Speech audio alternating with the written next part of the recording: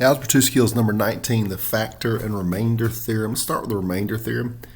And it states if you divide f of x by x minus c, the remainder is f of c. So let's get an example to demonstrate exactly what that means.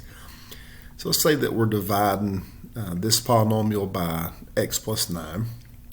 And we go through the synthetic division process, which is in the previous slide. But just to skim over that real quick, you change the sign to -9. You write the coefficients down through here. Don't change any of these signs. Drop the 2, multiply, add. Multiply -1 times -9, put it here, add. Multiply, -3 times -9 is 27, add. So you get 0, which I put in red. So remember 0. Also remember this value here, because we're going to call that, this is the same function as what we had here. So 2x cubed plus 17x squared minus 12x minus 27. If you call that f of x, and remember we divided by x plus 9. Well, if you put -9 into the function, again, you could type all that in the calculator if you wanted to, but put that in. -9 cubed is -729, -9 squared is 81, and so forth. Multiply it on down. You end up getting 0 there as well. Okay, so the remainder, go back one more time, the remainder here, if you divide by x plus 9, is the same thing you get by putting -9 into that same function. That's a remainder theorem. Okay, so you can divide with synthetic division, observe the remainder, or you could take the number, which you would, wherever you divide by, you would change the sign. So you divide by x plus 9, you put in -9, and you can just plug it into the function. You get the same answer. That's what the remainder theorem says.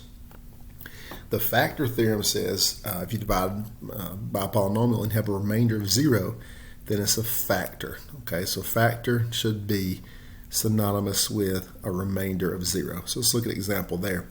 Is x plus 5 a factor of this polynomial? Okay, so notice again I changed the sign. I wrote down my coefficients. Don't forget the 0 because you're missing x squared. Drop the 1, multiply, add, multiply, add, multiply, add. We get -79. And since -79 is not 0, x plus 5 is not a factor. Okay, so if we get anything other than 0, it's not a factor. If you get 0, it is a factor. The previous would have been a factor. If you remember example 1, we had 0. That would have been a factor. Now, instead of using synthetic division, remember I could call this f of x and put -5 in it. Okay, so I'll try that. I just did it all at once here. Of course, you get the same number that was our remainder, and you get the same conclusion. Okay, so plugging the number in is the same thing as dividing by. Again, notice the sign change. Dividing by that and observing the remainder. That's the remainder theorem. If you get 0, it's a factor. If you don't get 0, then it's not a factor. Let's look at a third example.